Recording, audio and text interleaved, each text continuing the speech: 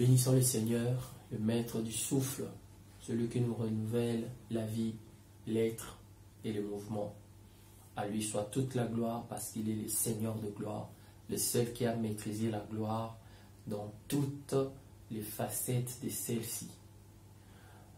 Pour ce soir, pour ce matin, pour ce midi, nous voudrions partager autour d'une pensée envie de nous encourager dans notre marche avec le Seigneur, envie de nous donner quelques clés, quelques stratégies pour être efficaces et atteindre les objectifs que le Seigneur nous a prescrits par rapport à notre engagement envers lui.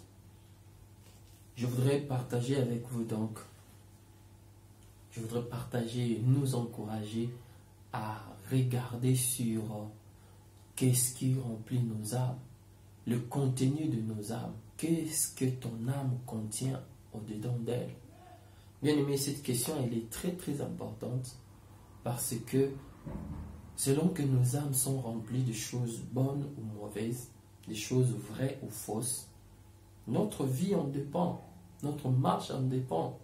Si nos âmes sont remplies de choses sales, des choses négatives, des choses inutiles, lorsque Dieu vient pour nous parler, nous aurons du mal à écouter sa voix, à comprendre sa pensée et à mettre en pratique sa volonté.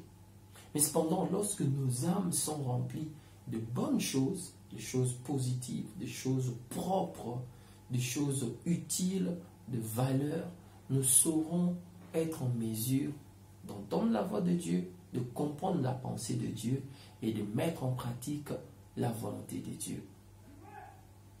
Le texte des Écritures sur lequel je m'appuie, c'est dans Marc chapitre 9, le 1er au 7e verset. L'histoire autour de l'expérience de la transfiguration. Une expérience haute en couleur, une expérience profondément spirituelle. Mais le but de cette expérience, ce n'était pas d'impressionner Pierre, Jacques et Jean. Non, ce n'était pas ça le but. Que Dieu a permis que ses disciples puissent participer à ce qui s'est passé sur la montagne, voir ce qui s'est passé sur la montagne à propos de Jésus. Le but de cette expérience était d'amener le disciple à comprendre la nature des événements. L'Ancien Testament était en train de finir et le Nouveau Testament commençait. Dieu voulait que ceux qui seront des acteurs demain dans le Nouveau Testament puissent saisir cette transition, ces passages, qu'ils puissent saisir cela clairement. Voilà brièvement le but de cette expérience de la transfiguration. Parce que vous allez même entendre Dieu dire, celui-ci est mon fils bien-aimé, écoutez-les. Et encore, nous voyons les deux représentants incontestés de l'Ancien Testament, Moïse et Élie. Mais quel rapport entre tout ce que j'ai dit avec ce que contient nos âmes? Les disciples qui ont expérimenté, qui ont vécu cette expérience, ce sont des Juifs.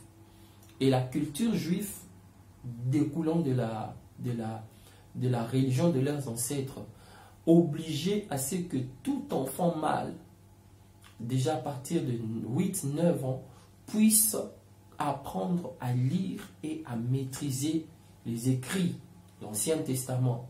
Ainsi, les disciples qui étaient là, Pierre, Jacques, Jean, c'étaient des hommes dont l'âme était remplie de la parole de Dieu. Leurs âmes étaient remplies de la parole de Dieu de par la manière dont ils ont été éduqués. On les a exposés à la lecture, à l'observance de la loi depuis leur très jeune âge. Et l'impact de cette affaire, de cette manière de grandir, s'est démontré dans leur consécration au Seigneur pendant leur parcours après que le Seigneur soit parti. Raison pour laquelle déjà Pierre, il a compris, il a su reconnaître facilement qu'il s'agissait de Moïse et de Élie. Ces apparitions qu'il y a eu sur la montagne.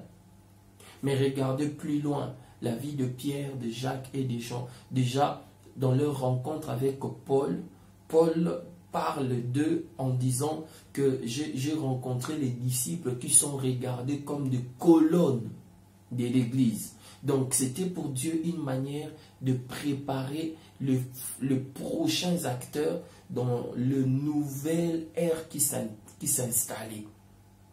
Et encore un autre élément de preuve qui démontrait qu'ils ont bien compris parce que leur âme était remplie de la parole de Dieu. Regardez, jamais Pierre, Jacques et Jean se sont liés d'amitié aux pharisiens, aux sadducéens, aux interprètes de la loi, les scribes et tout ce monde-là. Ce n'était pas simplement par loyauté à leur Seigneur Jésus, mais c'était aussi parce qu'ils avaient bien compris ce que Dieu voulait leur dire. Ils ont compris que ces gens-là, les pharisiens, les sadducéens, les scribes, ils ont vécu, ils ont servi.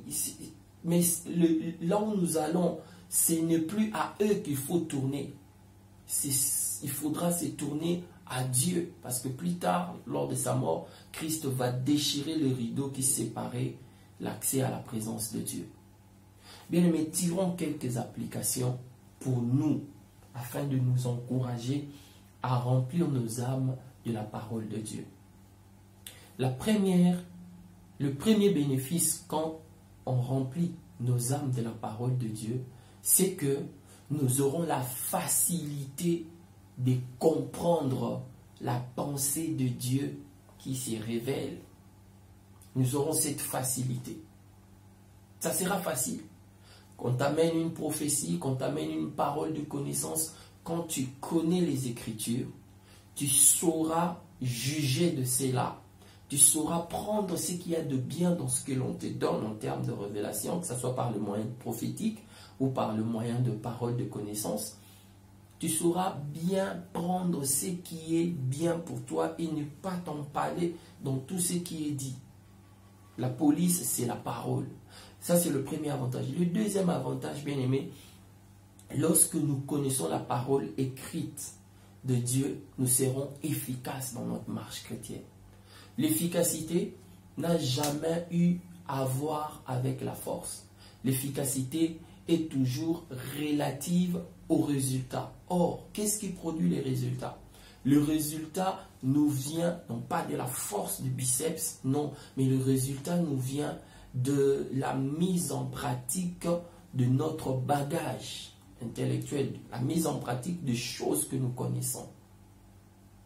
Or, celui qui a la parole de Dieu en lui, il sera efficace, c'est-à-dire il va manifester la présence de Dieu, il va être un moyen pour Dieu afin que plusieurs reviennent à Dieu.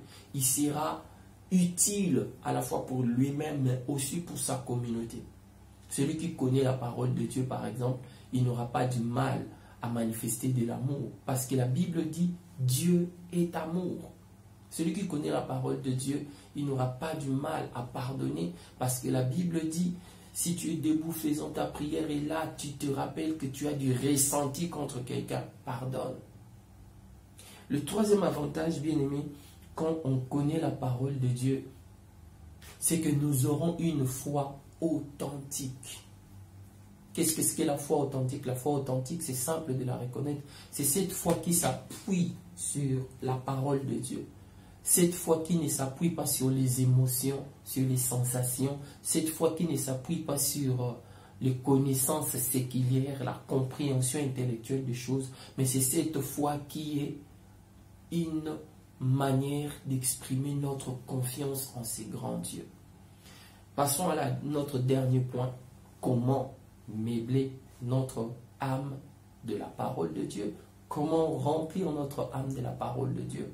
Nous trouvons la première réponse dans le psaume. Psaume chapitre 1er, je te recommande, s'il te plaît, attarde-toi sur le psaume 1. Il dit, heureux l'homme qui prend son plaisir à méditer la parole de Dieu. Donc la première des choses à faire pour meubler notre âme de la parole, il faut la lire, il faut la méditer. Méditer, c'est-à-dire s'attarder, réfléchir longuement. Et le bénéfice principal de la méditation, bien-aimé, elle nous amène à mettre à jour notre connaissance de Dieu et à découvrir d'autres aspects de Dieu que nous n'avons pas connus et même que nous avons connus dans le passé et que nous avions oubliés. La deuxième manière, la deuxième technique à faire pour meubler notre parole, notre âme de la parole de Dieu, c'est la déclarer. Dans Josué 1, 8, 7, 8, on dit que ce livre de la loi ne s'éloigne point de ta bouche. Pourquoi la bouche? La bouche nous sert à parler, la bouche nous permet de déclarer des choses. Et dans Romains 8, dans Romains 10, le verset 8e, l'apôtre Paul, encore une fois, il dit, cette parole est près de toi, il est près de ta bouche et dans ton cœur. Encore une fois, l'invitation à la déclarer. Dans nos moments de prière, bien-aimés, apprenons à aussi intégrer la parole de Dieu au moyen des déclarations. C'est une façon pour nous de nous remplir de la parole de Dieu. Et la dernière manière, la dernière technique pour nous meubler notre âme de la parole de Dieu, nous trouvons cela dans Philippiens chapitre 4, le verset 8e. Je vais trouver cela rapidement. La Bible dit ceci, Philippiens 4, le verset 8. Écoutez bien ce que la Bible dit. La Bible dit ceci, « Au reste, frères, que tout ce qui est vrai, tout ce qui est honorable, tout ce qui est juste, tout ce qui est pur, tout ce qui est aimable, tout ce qui mérite l'approbation, ce qui est vertueux et digne de louange, soit l'objet de vos pensées. » Ici, l'apôtre Paul nous invite à être intentionnels en ce qui concerne les choses qui viennent remplir nos âmes. Il nous dit, il donne une liste, tout ce qui est digne, honorable, tout ce qui est pur. Pourquoi? Parce que lorsque notre âme est remplie de choses bonnes, cela nous facilitera à écouter Dieu lorsqu'il nous parle, à comprendre la pensée de Dieu et à obéir à la volonté de Dieu. De quoi est-ce que ton âme est remplie? C'était une courte vidéo pour nous donner ces quelques clés et que le Seigneur se glorifie. Père, au nom de Jésus, c'est à ta grâce que nous nous recommandons.